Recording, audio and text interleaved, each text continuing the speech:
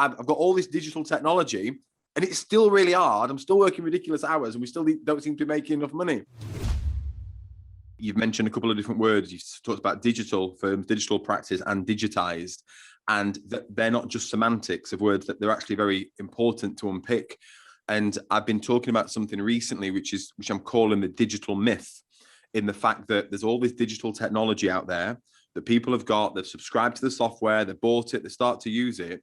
Yet when I speak to firms and I speak, to some very, very intimately to some, lots of firm owners, some very large firms, the feedback is it's as tough as ever. Like, it's as hard as it's ever been.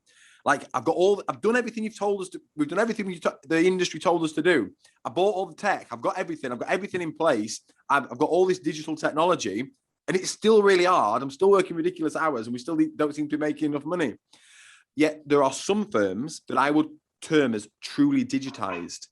And so the important distinguishment to make here is the fact that the progression is from analog to digital to truly digitized. The best analogy I can give you is, if you imagine the speedometer on a car was a needle, an analog needle that moved up and down when you went faster, yeah?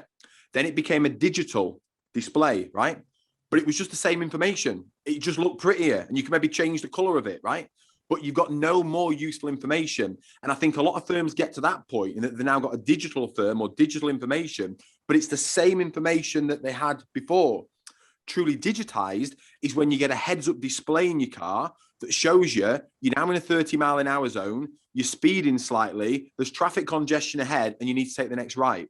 Because what it's doing is it's bringing in real-time data. It knows where you are. It knows where you want to get to. It knows how fast you're going. It knows the directions you're making. It's giving you advice. And in some cases, like my car has got lane assist. So you veer over to the white light and it steers you back in a little bit as well. It kind of jolts you out and that type of thing. And so in some cases, truly digital technology, a truly digitized practice is not only giving you much more information so you can make more informed decisions. In some cases, it's helping you to steer as well, or it's helping you to get your speed right as well. And that, to my mind, is where we need to be. And everything that we're building in Go Proposal, and why we're aligned so very closely with Sage, because of everything that we're progressing into.